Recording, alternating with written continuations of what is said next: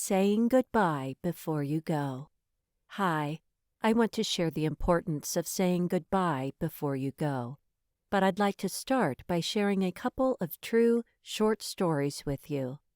The first is from my childhood. I was raised with a pretty big family. Between my siblings, my cousins, and I, there was a total of 7 children living in the same house. I and my 2 younger brothers were in elementary school, and the rest of the kids were in middle and high school. Sometimes all 7 of us would walk to school with other neighborhood children. One particular day that we didn't walk to school, a horrific incident happened that has stayed with me for over 40 years. One of the little girls who often walked with us went missing. She was only 9 years old. It was so sad and the last thing anyone ever expected to happen. My second story is about my cousin, a mother of 3 and 9 months pregnant. One day she got into an argument with her teenage daughter. Not too long after, and only days away from her C-section surgery appointment, her mother came to her apartment, as she normally did during this pregnancy. My aunt had her own key, so she entered and found what appeared to be an empty dwelling. A short time had passed before my aunt needed to use the restroom. As she went to open the door, she found some resistance, but with a bit of force, she managed to get the door open to find it was being blocked by her pregnant daughter lying on the floor, dead. Preeclampsia had taken both mother and child. This extremely unexpected event left the family in a state of utter dismay. I think my cousin's daughter had the hardest time, since their last words were arguing ones. These incidents left me with a hyper-awareness of the unexpected. My ex-husband felt I was paranoid, however, I disagree. I was cautious, but it didn't rule my life.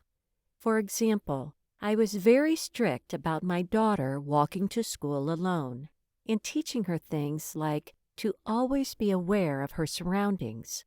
Now, if that's paranoid, then I'll gladly accept the label.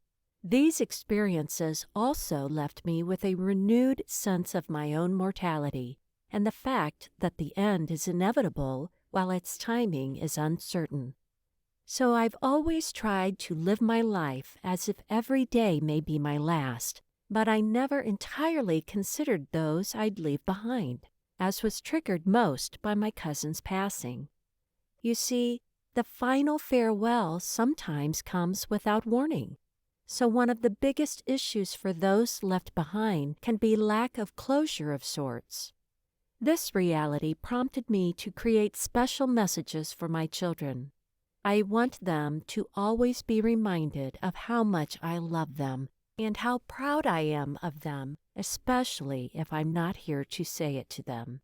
I suggest everyone make videos or write letters to all those you care about and keep them with anything you want your loved ones to have, such as important paperwork. When I told my cousin's daughter that her mother's passing encouraged me to take these special actions, she asked if she'd be getting something from me as well.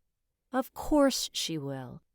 You will never get a second chance to say goodbye once you're gone, so take a moment to say all the things you want your loved ones to know in a letter, or create a special video message and put it away for them so when your time comes, expected or not, they'll have your words to help comfort them.